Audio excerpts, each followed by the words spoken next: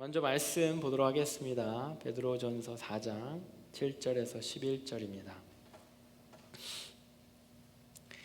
베드로전서 4장 7절에서 11절 길지 않지만 또 저랑 여러분들 교독하시고 11절 같이 읽도록 하겠습니다. 베드로전서 4장 7절 만문의 마지막이 가까이 왔으니 그러므로 너희는 정신을 차리고 근신하여 기도하라. 무엇보다도 뜨겁게 서로 사랑을 지니 사랑은 허다한 죄를 덮느니라. 서로 대접하기를 원망 없이 하고 각각 은사를 받은 대로 하나님의 여러 가지 은혜를 받은 선한 청지기 같이 읽겠습니다. 만일 누가 말하려면 하나님의 말씀을 하는 것 같이 하고 누가 봉사하려면 하나님이 공급하시는 한 것이 하라. 이는 범사에 예수 그리스도로 말미암아 하나님이 영광을 받으시게 하려 함이니 그에게 영광과 권능이 세세에 있느니라. 아멘. 아멘. 저희 지난 수양의 주제가 마지막 때였습니다. Thriving in the Last Day라는 그런 주제를 가지고 수양회가 진행됐는데 좀 은혜로운 시간이었고 재밌는 시간이었습니다. 우리가 수양에 어떤 일이 있었는지 좀 돌아보는 영상을 준비했는데 한번 같이 보도록 하겠습니다. 은혜가 많았던 수양이었습니다. 그죠? 기도하고 또 말씀 앞에 또 우리가 서고 또 찬양하고 마음을 쏟는 무엇보다 그러한 시간이었던 것 같습니다. 우리가 그 주제가 아까 말했듯이 Thriving in the Last Day, 마지막 때를 준비하는 우리들, 마지막 때를 살아가는 우리 청년들, 이러한 주제로 우리가 수련회를 진행했는데 여러분들 오늘 본문도 마지막 때에 대한 이야기가 나옵니다. 본문이 이렇게 시작해죠. 만물의 마지막이 가까이 왔으니 그러므로 너희는 정신을 차리고 근신하여 기도하라. 이렇게 오늘 본문이 시작합니다. 만물이 마지막 때가 가까이 왔으니 우리가 수련회 때 봤던 것처럼 수련회 때 계속 우리가 리마인드 했던 것처럼 그리고 우리가 매일 들리는 뉴스 우리가 수련회 이후에도 세계적으로 엄청난 재난이 두 나라에서나 일어나지 않았습니까?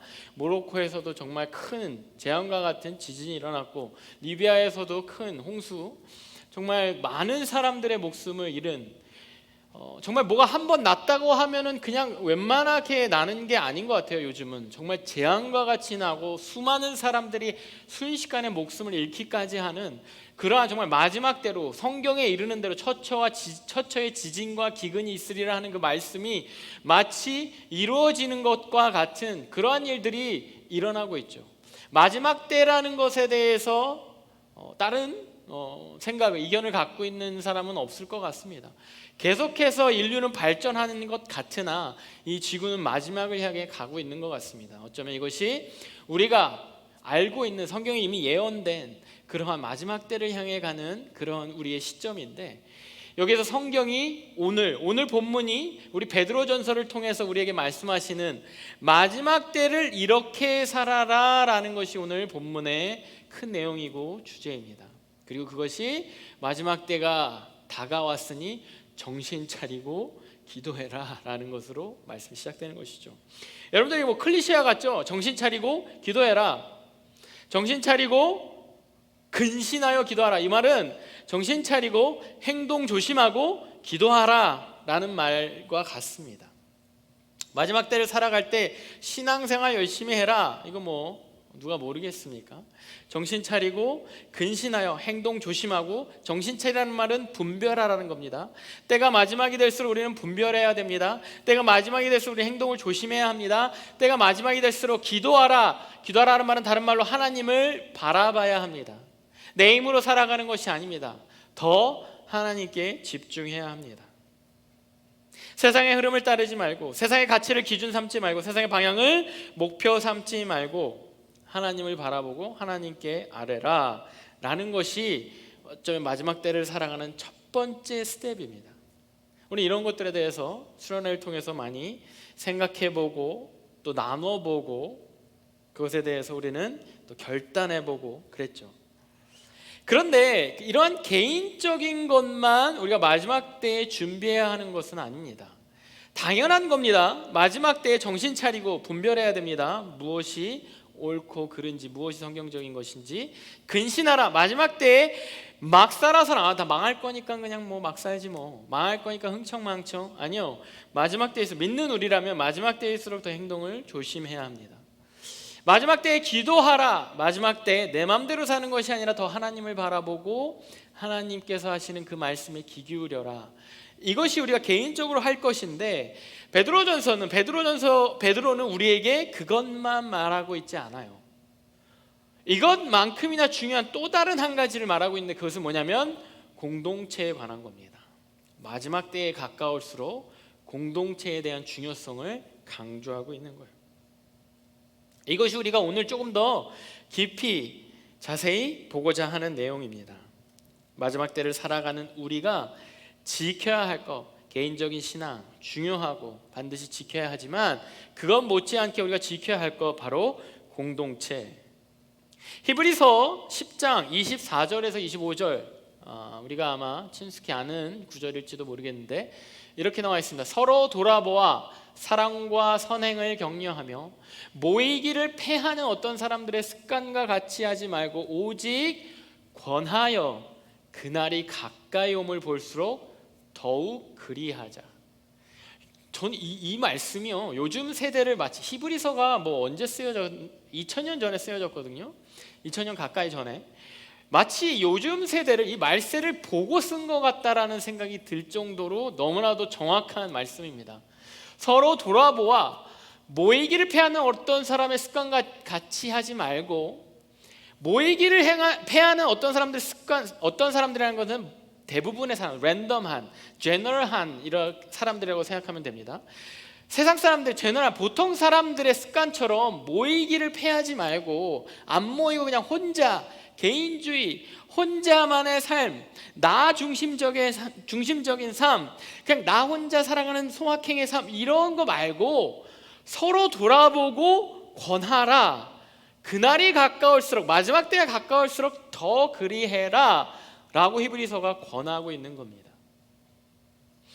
이 세대가, 우리 MZ세대가 21세기를 살아가는 우리가 점점 더 개인주의적이 되어가고 점점 더 혼자 서야 되는, 홀로서기를 해야 되는, 그렇게 살아가는 것이 익숙해지는, 그렇게 살아가는 것이 보편화되고 있는 이 세대에 주는 어쩌면 거스르는 말과 같은, 거스르는 명령과 같은 그러한 구절입니다.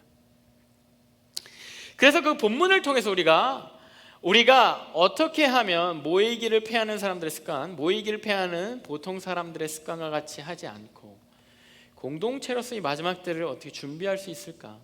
우리는 어떠한 공동체로 서야 하는가에 대해서 보고자 하는 겁니다. 첫 번째는요, 우리는요 사랑하는 공동체로 마지막 때를 준비해야 합니다. 본문 8절입니다. 무엇보다 뜨겁게 사랑할지니 사랑은 허다한 죄를 덮느니라. 뜨겁게 사랑하래요. 여러분, 뜨겁게 사랑해 보았나요?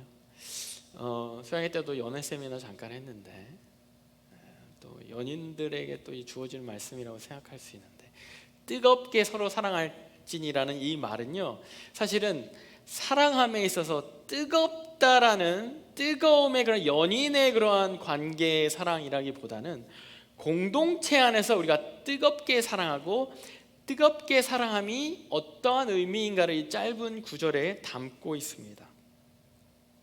먼저, 사랑은 혼자 할 수 없죠. 여러분, 사랑은 대상이 있어야 합니다. 대상이 있다라는 건 공동체 안에서 사랑이 이루어져야 되는 거예요. 사랑하면 자꾸 이제 연인의 사랑으로 가는데, 연인의 사랑 말고 우리가 공동체적으로 사랑을 해야 되는, 그 서로 사랑을 주고받아야 하는 것이 공동체의 가장 먼저 첫 번째 특성이에요. 그래서 첫 번째 특성이자 공동체로서의 우리의 자세는 뜨겁게 사랑하는 것이고, 뜨겁게 사랑하는 것이 무슨 의미냐면, 8절을 다시 본다면 사랑은 허다한 죄를 덮기 때문에 그렇습니다. 다시 말하면 사랑은 허다한 죄를 덮는 건데, 그렇다면 뜨겁게 사랑하라는 것은 뜨겁게 허다한 죄를 덮으란 얘기예요.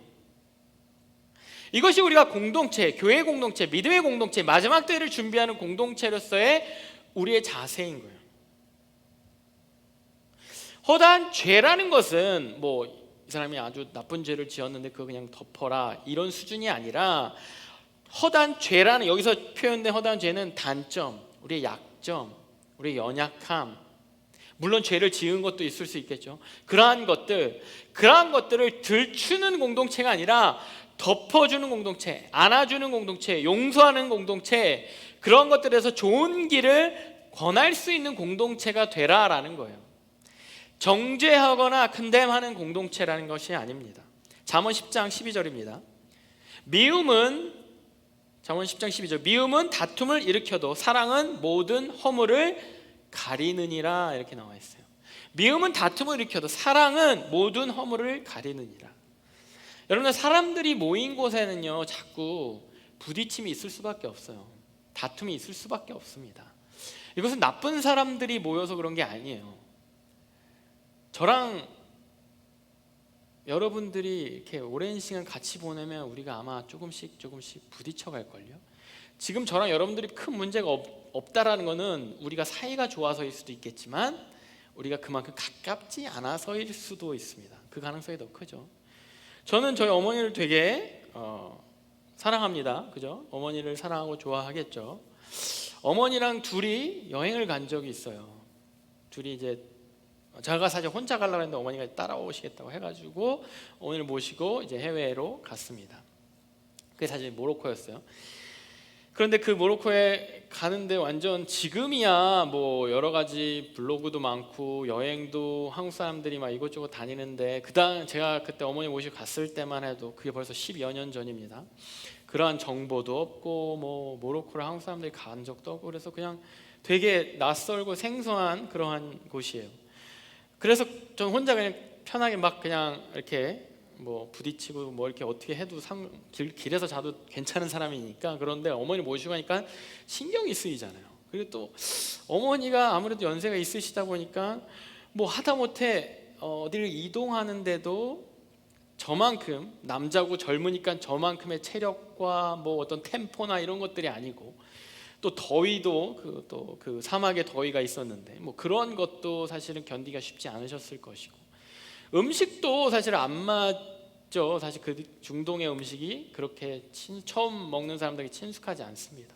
뭐 그런 거 하나하나를 신경 써야 되는 거예요. 그러니까 막 다니면서 계속 처음에는 이렇게 조금씩 네 이렇게 하면서 좀 이렇게 케어해 드리다가 나중에는 한번 이렇게 저희가 시외 버스를 탑니다. 그래서 뭐 영어도 안 통해요. 거기는 아랍어 아니라 프렌치입니다. 영어도 안 통하고 막 이렇게 어떻게 손짓 발짓으로 하는데 어머니 보고 이 버스가 맞는지 한번 내가 알아볼 테니까 엄마 버스에 있으세요. 제가 빨리 가서 알아보고 올 테니까 버스에 꼭 있으세요. 갔습니다. 그래서 막 이렇게 하면서 우리가 가려는 목적지가 맞느냐 막 이러면서 말도 안 되는 언어로 손짓 발짓으로 이렇게 하면서 맞는 것을 확인을 받았어요. 그래서 다시 이렇게 버스로 돌아왔는데, 어머니 딴은 제가 이렇게 나갔고 버스 밖으로 나갔고 이 버스는 막 금방이라도 출발할 것 같은 거예요. 그러니까 어머니가 이렇게 그 지역의 분위기 막 되게 부산스럽고 사람들이 막 들락날락하고 버스가 뭐 이렇게 차분한 이런 분위기가 아니거든요. 막 이렇게 다른 도시로 뭐 물건을 팔러 가는 막 농산물과 닭들과 뭐 이런 것들과 버스가 같이 타는데, 어머니 딴은 이게 불안한 거죠. 자기밖에 없고. 그러니까 어머니 딴에는 제가 안 돌아올 것 같은데 버스가 출발할 것 같았나 봐요. 어머니가 내리신 거예요. 앞문으로 내리셨고 저는 그 사이에 뒷문으로 탔습니다. 그러면서 버스가 문을 닫고 이제 출발하는 거예요. 근데 출발하고 있는데 어머니 어디 있지 하고 찾아보는데 밖에 엄마가 있는 거예요. 너무 깜짝 놀랐죠. 여기서 이거 시외버스인데 게다가 너무 깜짝 놀랐죠. 출발해버리면 여기서 그냥 완전 생이별이고 그 당시에 전화도 터지지 않고 그런 거예요. 급하게 운전자에게 버스를 멈추라고 하고 내리고, 제가 그 모로코 길바닥 한가운데서 어머니가 얼마나 소리를 질렀는지 모릅니다. 버스에 있으라고 했잖아요 막 이러면서 존댓말을 했는지도 기억이 잘 안 나요. 너무 큰일 날 뻔하니까 그게 오히려 화로 막 이렇게 나타난 거예요. 이런 것부터 시작해서 이제 그 이후부터만 계속 부딪혀 갑니다. 이렇게 뭐 어머니와 제가 제가 좀 안 좋은 아들이긴 하나, 뭐 안 좋은 그렇게 아주 악한 사람들은 아닌데도, 또 가족인데도, 어머니와 자식인데도 계속해서 안 맞는 부분들이 처음엔 좀 참았다가 이제 한번 뭔가 터지기 시작하니까 계속 그게 부딪히고 갈등이 되고 싸움이 되는 거예요. 그래서 막 어머니랑 이렇게 제가 못된 아들로 나머지 열정을 소화하게 된 거죠. 저도 모르게. 이렇게 되는 겁니다. 사람이, 우리가 죄인과 죄인이 만났기 때문에 거리가 어느 정도 가까워지면 그 튀어나온 모서리와 그러한 것들이 다 부딪히고 점점 잡음을 내고 그렇게 되는 거예요. 다툼이 일어나는 겁니다. 그런데 그 다툼을 그나마 잠재우고 덮고 해소할 수 있는 것이 사랑이라는 거예요. 그래서 공동체는요, 특히나 믿음의 공동체는 사랑이 기본 바탕이 된, 사랑이 기본 행해지는 공동체여야 하는 겁니다. 그리고 그 사랑이라는 건 뭐냐? 허물을, 약점을, 단점을, 서로의 부족한 점을 덮어주는 것이 사랑인 거예요. 그것을 그냥 덮어줘라, 그냥 눈 감아줘라, 그냥 이렇게 모르는 척 해줘라, 이 수준이 아니라 뜨겁게 덮어줘라 라고 표현하고 있는 거예요.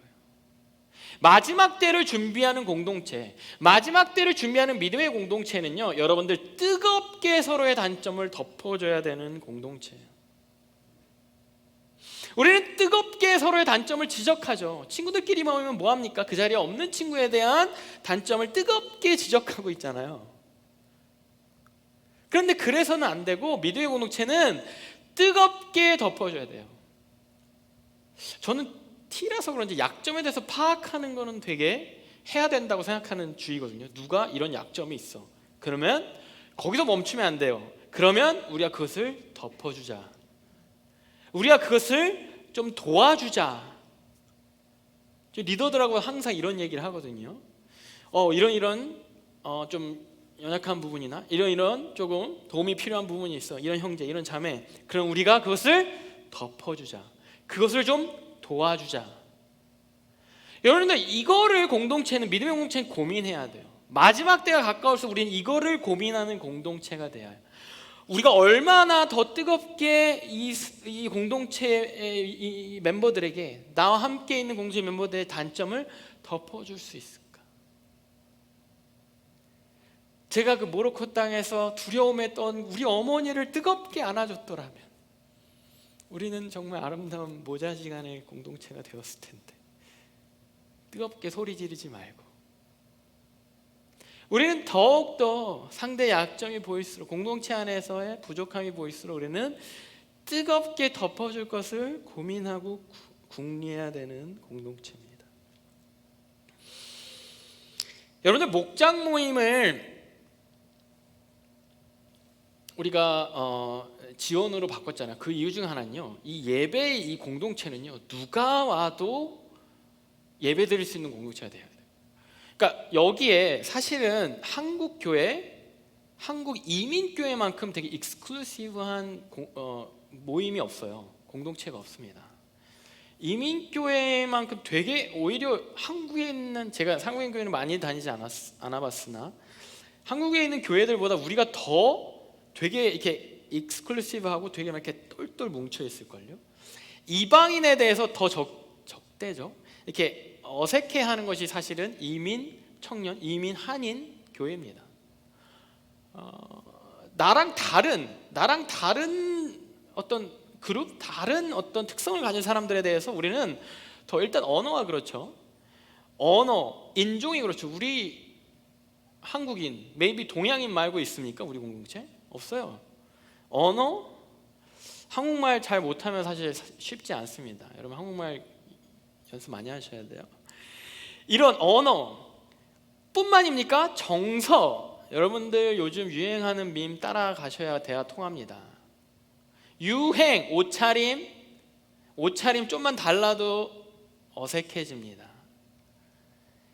신앙의 색깔, 이 모든 것들이요, 되게, 여러분 가만히 따져보면 우리 되게 익스클루시브한 공동체예요. 누가 들으면 약간 어색하면 이러면서 우리가 다가가기 서로 어색하고 힘들어해요. 처음 보거나 그러한 새로운 사람이 있으면 확 땡기는 그러한 공동체라기보다 그러면 약간 그 사람을 계속 그 사람에게 누구도 선뜻 다가가지 않는 것이 한인 이민 공동체예요. 이건 뭐 우리 교회뿐만이 아닙니다. 보편적인 성향이에요. 누구 하나 쉽게 끼기가 어렵습니다. 그런데 예배는요, 누구 나와서 예배 드려야 돼요. 누구 나와서 부담 없이 예배 드려야 합니다. 저는 다양한 색깔을 지니고 다양한 그러한 백그라운드를 가진 사람들이 예배에 참여해서 예배를 드리기를 원합니다. 예공동체 청년부 예배. 오히려 이것이 우리가 목장 모임을 지원제로 바꾼 것 중에 하나의 큰 이유입니다. 우리가 와서 예배 드릴 때 청년들 가운데 이런 걸 많이 보게 됐어요. 목장 모임을 들어가야 되는데 또 가면은 또 사람들이 또 이렇게 뭐 이렇게 부담을 주고, 또 올해 나왔는데 새 신자로 좀 새로 교회를 이렇게 찾아보려고 하는데 또 가면은 새가족반도 들어가야 되고 뭐 어디 소속돼야 되고 이것이 또 부담되고 이래서 그냥 예배 자체가 안 오는 그런 사람들 종종 보게 되거든요. 그런 사람들 그냥 무조건 부담 없이 이 기간이 끝나면 부담 없이 와서 예배 드리고 예배 은혜 받고 쿨하게 가셔도 돼요. 예배만으로도 우리가 승부를 볼 수 있는 그런 공동체가 되기를 원하는 거예요. 더 다양한 사람들이 와서 이 예배에 참여하기를 원하는 겁니다. 그것이 우리가 이 목장 모임을 지원제로 바꾼 이유 중에 하나인 거예요. 두 번째는요, 우리가 목장 모임을 지원제로 바꾼, 내가 지원해서 그 목장을 일단 들어갔다라고 하는 거면 그 목장에서 내가 뜨겁게 목원들을 사랑하기를 원하기 때문에 목장을 바꾼 거예요. 그냥 자동적으로 목장에 어사인되고 목자한테 끌려서 그냥 목장 모임 가고 이러면은 내가 거기에 대한 의무감을 아무것도 느낄 필요가 없어요. 책임감을 아무것도 느낄 필요가 없습니다. 그런데 내가 사인업을 하고 목장 모임 참여하겠습니다라고 내가 발런티어를 하면 이제는 이 목장 안에서 나도 서로를 케어하는 같은 책임을 지게 되는 거예요. 여러분들 그 책임을 가지고 사인업 하셔야 됩니다. 여러분 그런 발런티어십을 가지고 사인업 하셔야 돼요. 뜨겁게 이 목장 안에서 케어해주고, 뜨겁게 이 목장 안에서 덮어주고, 뜨겁게 이 목장 안에서 보듬어주고, 뜨겁게 이 목장 안에서 기도해 주기를 원하기 때문에 우리가 목장을 사인업으로 지원으로 바꾼 거예요. 이걸 목자만 하는 것이 아니라, 목자도 뭐 하다가 지칩니다. 목자만 하는 것이 아니라 서로 거미줄처럼 연결해서 내가 정말 이 사람을 보듬어주고 위로해주고 격려해주고 기도해주고 케어해주고 혼자 두지 않고 외롭지 않게 하는, 그것이 우리 목장 모임이 되기 위해 원하기 때문에 우리가 목장 모임을 그렇게 바꾼 거예요. 그것이 점점 확장되길 원하는 거예요.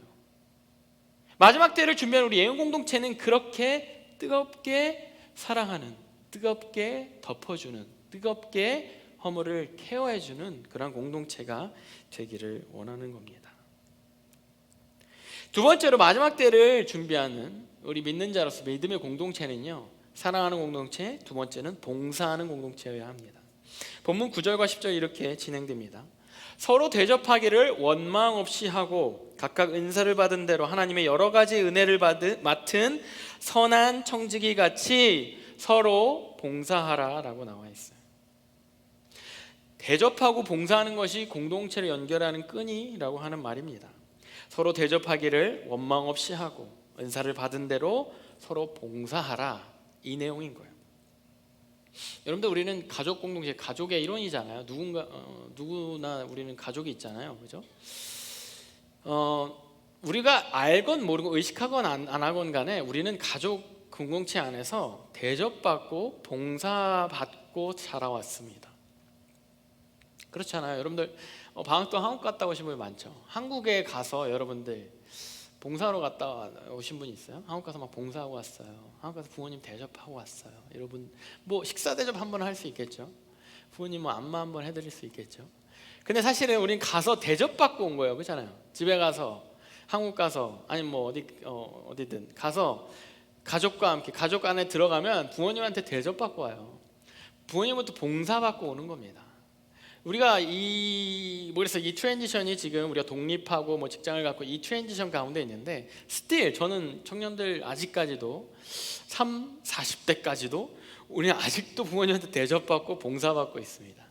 그것이 가족 공동체의 기본적인 그러한 루틴, 그러한 스탠다드예요. 부모님이 자녀를 대접하고 봉사합니다. 그것이 사랑으로 엮어진 그런 가장 기본이 되는 가족이라는 공동체의 특성이에요. 마찬가지로 이 믿음의 공동체가 사랑으로 엮어진 공동체, 사랑하기를 시작했다면 자연스럽게 따라 이렇게 행해줘야 되는 것이 대접하고 봉사하는 거예요. 여러분들도 되게 대접받고 봉사받고 있는 거 아세요? 우리 교회에 이제 무료로 식사, 우리 점심 식사 있습니다, 그죠? 1시 반 뭐까지 계속 식사가 제공이 됩니다. 아침부터 해서 매주 다른 그룹이 그 식사를 온 교인에게 무료로 봉사, 서빙하기 위해 아침부터 혹은 토요일부터 전날부터 막 준비하고 그렇습니다. 교회에 뭐 아이까지 하면 1000명 정도 되는 1000인분을 서브하는 거예요. 저희도 이제 곧 다가옵니다. 11월 달에 매년 한 번에서 2번 우리 서빙하죠. 그러면 뭐 우리 다 달려들어서 하잖아요. 그것을 매주 우리는 얻어먹고 있는 거예요. 그뿐입니까? 우리 커피 가지고 들어왔죠. 히브리 이거 다 서빙하는 거예요. 우리가 무료로 이거 퀄리티 이 정도의 커피 나가면 6, 7불 그냥입니다. 그런데 우리는 서빙 받고 있죠. 이러한 어비어스한 서빙, 어비어스한 대접, 그걸 떠나서 나도 모르게 여러분들도 모르게 우리 새가족팀이 새가족들 이렇게 맞이하고 새가족들 진짜 한 4주 동안 대접하고 막 그래요. 새가족들을 위해 막 봉사합니다. 여러분 그래서 정착한 분들 많잖아요. 새가족 그 과정을 통해서. 뿐만 아니라 여러분 찬양팀이 여러분들한테 예배를 이끄는 봉사를 하는 팀이에요. 찬양팀, 자막팀이 여러분들 예배가 스무스하게 진행되도록 또 예배에 여러분들 찬양에 집중할 수 있도록 그 찬양의 은혜가 극대화될 수 있도록 찬양하고 반주하고 그것을 위해 여러분들 오늘만 뛰고 와서 그냥 연주하고 노래하는 것이 아니라 어제도 몇 시간 계속해서 함께 모여서 연습하고 주중에도 개인적으로 연습해서 이거 하는 거예요. 여러분 뽐내려고 하는 거 그 정도는 아니잖아요. 우리 찬양팀이 뽐낼 정도는 아니잖아요. 서비스의 의미인 거예요. 우리 예언 공동체 예배를 봉사로 서브하고 있는 겁니다. 모든 것이 봉사예요. 모든 것이 우리가 대접받고 있는 거예요. 이 예배 하나만으로도. 여러분 의자를 여러분들 깔았어요? 누가 깔아놨잖아요. 여러분 청소했어요? 누가 청소했잖아요. 이것도 봉사인가? 이렇게 테이프를 저희가 이렇게 더 집중된 예배, 맞아요. 집중된 예배를 위해서 우리가 익스클루시브한 시트를 지정하고 가운데를 이런 것도 봉사예요. 이거 여러분들 뛸 거예요? 아니에요. 리더들이 띄워줄걸요? 봉사받고 있고 대접받고 있는 거예요. 요즘 라이드 팀, 아까 광고도 나왔는데 그동안 라이드 팀이 얼마나 이렇게 라이드를 하고 주고 받고 하는 것이 쉽지 않은 겁니다. 뭐 운전하는 거 어렵겠습니까? 그런데 누구를 태우고 왔다 갔다 하는 것은 사실은 부담인 거예요. 짧은 거리라도 뭐 사고가 날 수 있는 그 위험을 그냥 스스로 짊어지고 있는 겁니다. 라이드 팀이 한번 이제 교회에 어떤 보험이나 이런 거 없나요? 없어요. 미안하지만 너무 미안한 마음으로 없습니다. 그냥 해야 됩니다. 혹시나 사고 나면 감당해야 됩니다. 뭐 기름값 둘째치고라도 우리는 그런 모든 것들을 불안 요소 그런 것들을 안고 그냥 어떠한 지체가 라이드가 필요해서 예배에 드리려고 하는데 예배에 와야 되는데 그 예배를 돕기 위해서 봉사하고 있는 거예요. 물론 이제 목장 모임 이렇게 되면서 목장 모임 끝나거나 예배 끝나고 라이드 하는 게 조금 어려워지고 복잡해져서 아마 이제부터는 목장 모임이 시작되면 목장 안에서 라이드가 서로 어레인지되고 목장에서 자발적으로 좀 하게 될 것인데 그것이 아니더라도 여러분들 라이드 팀에 좀 많이 좀 지원해 주었으면 좋겠습니다. 뭐 한두 사람이 감당할 수 있는 것이 아니에요. 그런데 지원 한두 번의 라이드를 해줄지라도 그것을 지원하는 것은 누군가를 돕고자 누군가에게 이런 서비스를 하고자 하는 것이 그 마음인 거예요.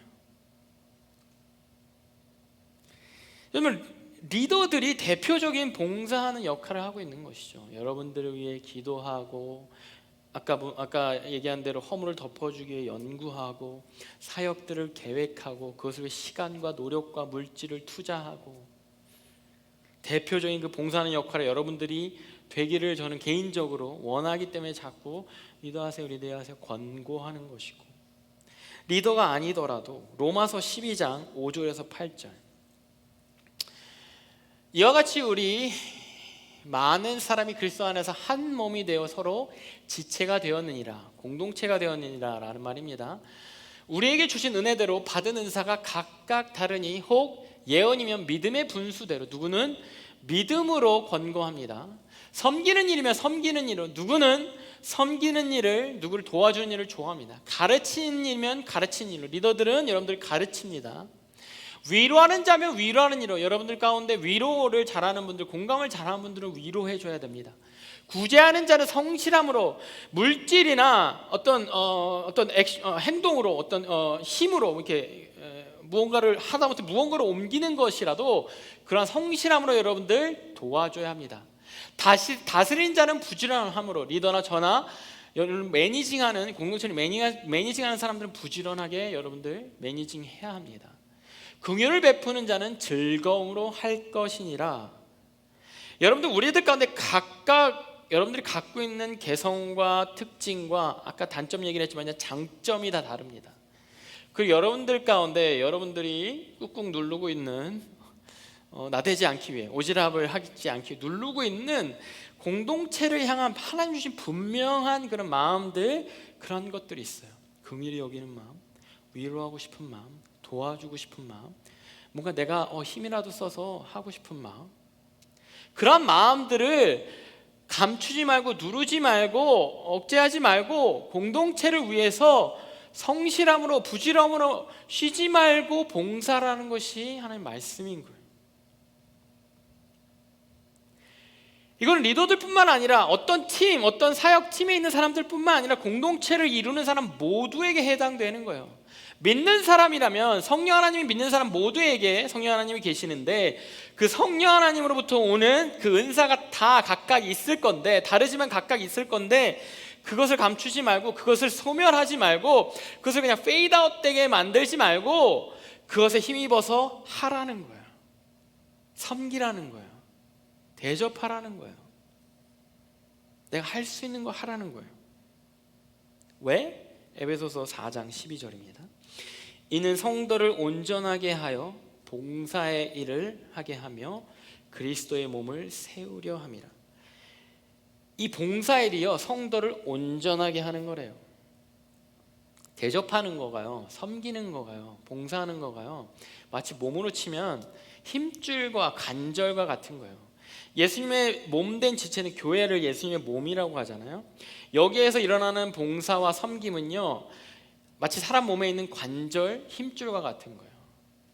관절과 힘줄이 튼튼하고 정상적이면 움직여요. 몸이 움직이는데 불편함이 없어요. 더 잘, 더 빠르게, 더 강력하게 움직일 수 있어요.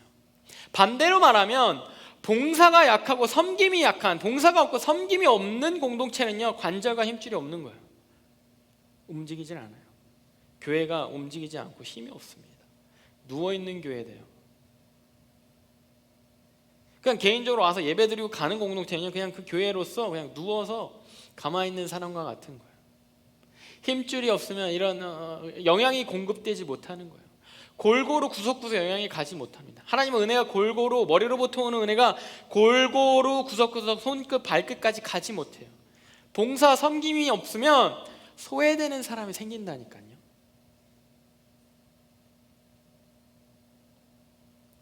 대접과 봉사가 활발한 공동체일수록 건강하고 더 부드럽게 움직이고 더 다이나믹하게 움직이고 영적인 영양분이 골고루 빠지는 것 없이 전달되는 거예요.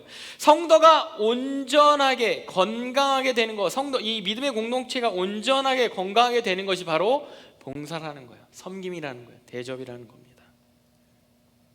그래서 예공동체 안에 서로 대접하고 봉사하는 일이 많았으면 좋겠어요. 예배가 영어로 뭐예요? worship 아니면 service예요. 예배는 서비스로 이루어져 있는 거예요. 이 예배를 향한 나의, 하나님을 향한 이 제사를 향한 나의 봉사뿐만 아니라 서로 이 공동체를 향한 봉사가 worship의, 이 예배의 본질인 겁니다. 세 번째, 첫 번째는 사랑의 공동체고 우리는 봉사의 공동체가 되고, 세 번째는요, 하나님에 의한 공동체여야 합니다. 세상에 많은 공동체가 있죠. 사실 저도 몰랐는데 이렇게 제 또래 30대 이상의 한인들이 이렇게 친구나 이렇게 앞으로 뭐 이렇게 연인이 될 사람들을 만나기 위해서 여러 공동체 동호회가 많더라고요. 저 몰랐는데 되게 많더라고요.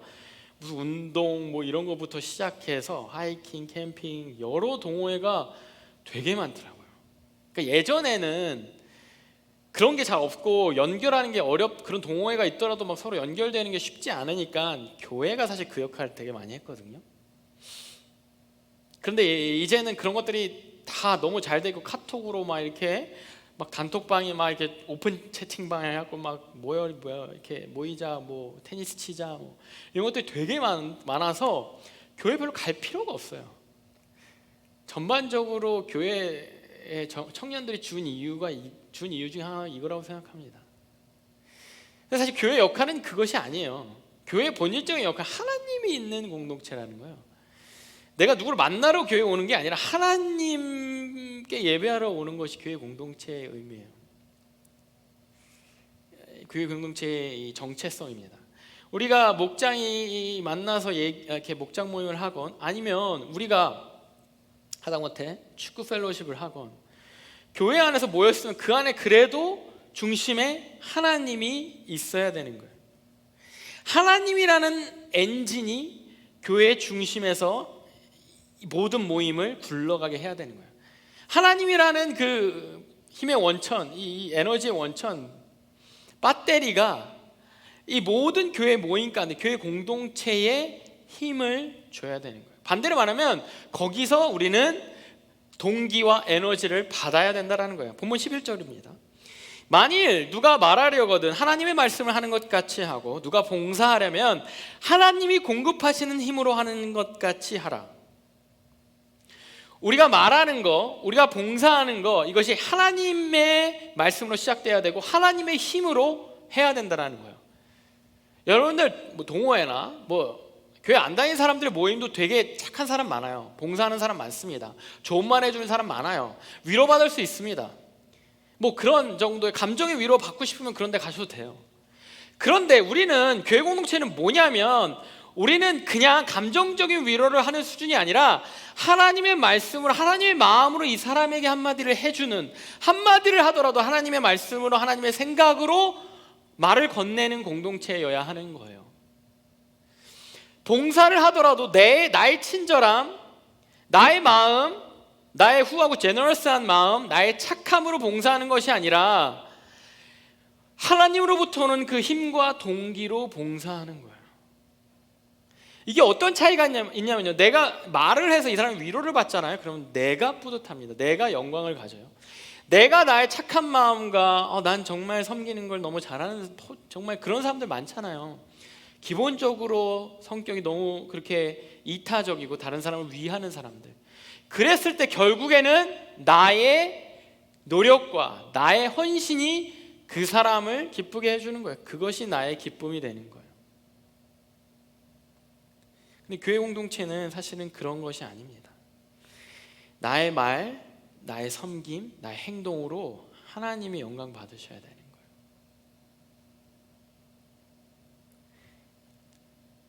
우리는 인간으로서 한계를 갖고 있어요. 이 말이 이 사람에게 당장은 어떤 위로가 될지 모르지만 인생에 있어서 어떤 영향을 줄지는 우리는 몰라요. 최근에 한 연애 프로가 되게 화제가 돼서 저도 좀 봤습니다. 화제가 될 만하더군요. 그걸 보면 그냥 딴에는 생각해서 해주는 말들을 계속해서 그것들이 어떻게 잘못 전달되고 잘못 이해되고 받아들여지고 잘못 해석되고 또 잘못 퍼져나가고 이러한 것들이 보여지는, 그래서 요즘 그 프로가 이제 이제 연애 프로가 아니라 사회학 프로다 뭐 이렇게 얘기하기도 한다고 하는데, 되게 그거 보면서 이거는 진짜 봐야 된다. 제가 리더 모임, 리더 훈련 때 이거를 자료로 쓸까 막 이런 생각이 들 정도로 되게 나름 이 사람을 위한다고 해주는 말이 되게 결국에는 그러한 결론을 내지 못하는 그거를 보게 되는 거고, 그게 우리의 한계, 인간의 한계입니다. 그걸 듣는 우리도 그걸 해석하는 것이 우리의 한계인 거예요. 누군가를 돕고 선행을 한다는 것도 우리가 한계가 있는 거예요. 우리는 모르는 겁니다. 그 사람의 인생에 과연 어떠한 결과로 그것이 나타날지. 봉사하고 사역하고 섬기고 또 말을 한마디 건네는 것이 우리의 생각과 우리의 힘으로만 한다면 그것이 오히려 공동체에게 안 좋은 영향, 안 좋은 공동체를 망칠 수도 있는 거예요. 좀 나를 위한, 나의 기분이 좋기 위한 것이 될 수도 있는 겁니다. 그러면 역시 말하지 말아야 돼. 공동체에서 말하면 안 돼. 교회에서 말하면 안 돼. 교회에서 나대면 안 돼. 교회에서 어디 자꾸 끼면 안 돼. 이게 답이겠습니까? 말하지 말고 행동하지 말고 그냥 조용히 신앙생활하는 거. 이런 생각으로 가면 이거 처음부터 다시 시작해야 돼요. 공동체가 필요합니다. 마지막 때 공동체가 중요해요. 여기서부터 다시 시작해야 돼요. 이게 아니에요. 그냥 안 하면 돼. 안 하면 되지. 그냥 딜하지 않으면 되지. 그냥 얘기하지 않으면 되지. 아니요. 더 얘기해야 돼요. 섬겨야 돼요. 서로 이렇게 부딪히더라도 이렇게 연합해야 돼요. 그런데 그거에 대한 원천이 아까 뭐라 그랬어요? 하나님이어야 해요. 에너지니, 배터리가, 그것에 힘을 주는 그 리소스가 하나님이어야 돼요. 한마디를 하더라도 좀 하나님의 마음으로 하나님께 묻고 하나님 말씀에 비춰서 해야 해요. 내가 하는 말이 상대방에게 선한 영향력을 끼치게 되고, 내가 하는 행동이, 내가 하는 봉사, 사역이 상대방에 선한 영향력을 끼쳐야 해요. 하나님의 말씀에 힘있고 하나님의 마음으로 생각하면 선한 영향을 끼칠 수 있다. 공식이에요. 하나님의 사랑으로 생각하고 하나님이 주신 힘으로 봉사하면 선한 영향을 끼칠 수 있다. 선한 사역을 할 수 있다. 공식이에요. 반대로 내가 무슨 일을 할 때 내가 이것을 그럼 어떻게 해야지? 하나님의 말로 어떻게 말해야지? 하나님 힘을 어디서 받지?